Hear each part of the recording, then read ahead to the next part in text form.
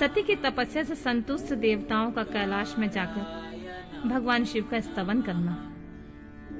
ब्रह्मा जी कहते हैं, नारद, एक दिन मैंने तुम्हारे साथ जाकर पिता के पास खड़ी हुई सती को देखा। वह तीनों लोकों की सारभूता सुंदरी थी। उसके पिता ने मुझे नमस्कार करके तुम्हारा भी सत्कार किया। यह देख लोक लीला का अनुसरण करने वाली सती ने भक्ति और प्रसन्नता के साथ मुझको और तुमको भी प्रणाम किया। नारद, तदनंतर सती की ओर देखते हुए हम और तुम दक्ष के लिए दिए हुए शुभ आसन पर बैठ गए। तत्पश्चात मैंने उस विनयशीला बालिका से कहा, सती, जो केवल तुम्हें ही चाहते हैं और तुम्हारे मन में एकमात्र जिनकी कामना हो, उन्हें सर्वज्ञ जगदीश्वर महादेव जी को तुम पति के रूप में प्राप्त करो। शुभ है जो तुम्हारे सिवा किसी दूसरे स्त्री को पत्नी के रूप में न ग्रहण कर सके और न करते हैं, न भविष्य में ग्रहण करेंगे। वे ही भगवान शिव तुम्हारे पति हो, वे तुम्हारे ही योग्य हैं, दूसरे के नहीं। नारद, सती से ऐसा कहकर मैं दक्ष के घर में देर तक ठहरा रहा। फिर उनसे विदा ले मैं और तुम दोनों अपने अपने स्थान को चले आए। मेरी बात को सुनकर दक्ष को बड़ी प्रसन्नता हुई। उनकी सारी मानसिक चिंता दूर हो गई और उन्होंने अपनी पुत्री परमेश्वरी समझकर गोद में गोद में उठा लिया।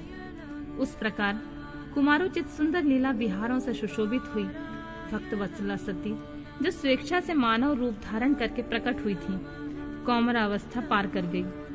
बाल्यावस्था बिताकर किंचित युवावस्था को प्राप्त हुई सती अत्यंत तेज एवं शोभा से संपन्न हो संपूर्ण अंगों से मनोहर दिखाई देने लगी। लोकेश दक्ष ने देखा कि सती के शरीर में युवा अवस्था के लक्षण प्रकट होने लगे हैं। तब उनके मन में यह चिंता हुई कि मैं महादेव जी के साथ इनका विवाह कैसे करूं। सती स्वयं भी महादेव को पाने के लिए प्रतिदिन अभिलाषा रखती थी। अतः पिता के मनोभाव को समझकर वे माता के निकट गईं। विशाल बुद्धि वाली सती रूपनी परमेश्वरी शिवा ने अपने माता वीरणी से भगवान शंकर की प्रसन्नता के लिए निमित्त तपस्या करने के लिए आज्ञा मानी। माता की आज्ञा मिल गई। अतः दृढ़ता पूर्वक व्रत का पालन करने वाली सती ने महेश्वर को पति के रूप में प्राप्त करने के लिए अपने घर पर ही उनकी आराधना आरंभ की। आश्विन माघ में नंदा, प्रतिपदा, शती और एकादशी तिथियों में उन्होंने भक्ति पूर्वक गुड़ और भात और नमक चढ़ाकर भगवान शिव का पूजन किया। उन्हें नमस्कार करके उसी नियम के साथ उसी मास को व्यतीत किया। कार्तिक मास की चतुर्दशी को सजाकर रखे हुए मालपुओं और खीर से परमेश्वर शिव की आराधना करके वे निरंतर उनका चिंतन करने लगी। मार्गशीर्ष मास की कृष्ण पक्ष अष्टमी तिथि को तिल, जौ और चावल से हर की पूजा करके ज्योतिमय दीप दिखाकर अथवा आरती करके सती दिन बिताती थी। पौष मास के शुक्ल पक्ष की सप्तमी को रात भर जागरण करके प्रातः काल खिचड़ी का नैवेद्य लगा वे शिव की पूजा करती थी। माघ की पूर्णिमा को रात में जागरण करके सवेरे नदी में नहाती और गीले वस्त्र से ही तट पर बैठकर भगवान शिव की पूजा करती थी। फाल्गुन मास के कृष्ण पक्ष की चतुर्दशी तिथि को रात में जागरण करके उस रात्रि के चारों पहरों में शिव जी का विशेष पूजन करती थी और नटों द्वारा नाटक भी कराती थी। चैत्र मास के शुक्ल पक्ष की चतुर्दशी को वे दिन रात शिव का स्मरण करती हुई समय बिताती और ढाक के फलों तथा दवनों से भगवान शिव की पूजा करती। वैशाख शुक्ल तृतीया को सती तिल का आहार करके रहती और नए जौ के भात से रुद्रदेव की पूजा करके उस महीने को बिताती थी। ज्येष्ठ की पूर्णिमा को रात में सुंदर वस्त्रों एवं भटकटैया के फूलों से शंकर जी की पूजा करके निराहार रहकर वह मास व्यतीत करती थी। आषाढ़ के शुक्ल पक्ष की चतुर्दशी को काले वस्त्र और भटकटैया के फूलों से रुद्रदेव के पूजन करती थी।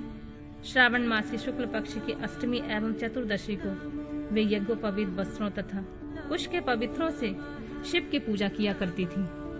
भाद्र मास के कृष्ण पक्ष की त्रयोदशी तिथि को नाना प्रकार के फूलों और फलों से शिव का पूजन करती। सती चतुर्दशी तिथि को केवल जल का आहार करती थी।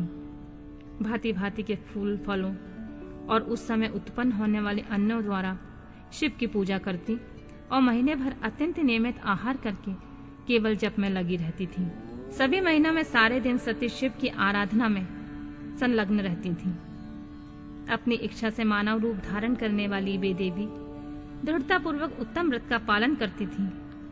इस प्रकार नंदा व्रत को पूर्ण रूप से समाप्त करके भगवान शिव में अनन्य भाव रखने वाली सती एकाग्रचित्त होकर बड़े प्रेम से भगवान शिव का ध्यान करने लगी तथा उस ध्यान में ही निश्चल भाव से स्थित हो गई।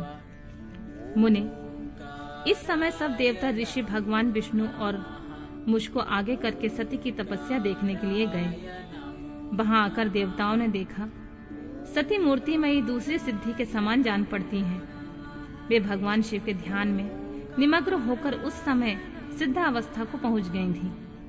समस्त देवताओं ने बड़ी प्रसन्नता के साथ वहां दोनों हाथ जोड़कर सती को नमस्कार किया। मुनियों ने भी मस्तक झुकाए तथा श्री हरि आदि के मन में प्रीति उमड़ आई। श्री विष्णु आदि सब देवताओं और मुनि आश्चर्यचकित हो सती देवी की तपस्या की भूरी भूरी प्रशंसा करने लगे।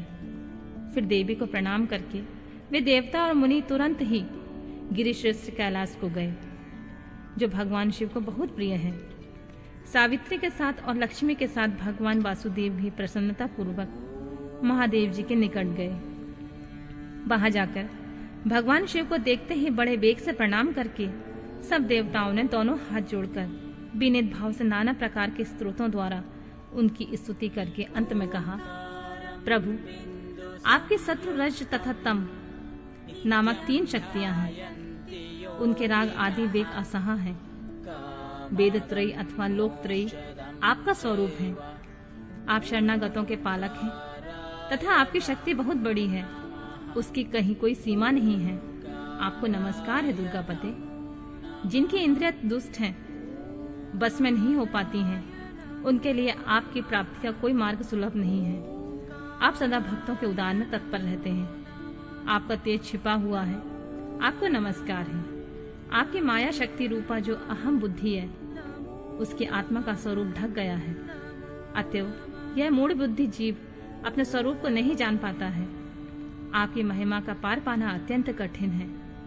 हम आप महाप्रभु को मस्तक झुकाते हैं। ब्रह्मा जी कहते हैं, नारद, इस प्रकार महादेव जी की स्तुति करके श्री विष्णु आदि सभी देवता उत्तम भक्ति भाव से मस्तक झुकाए हुए प्रभु शिव जी के आगे चुपचाप खड़े हो गए।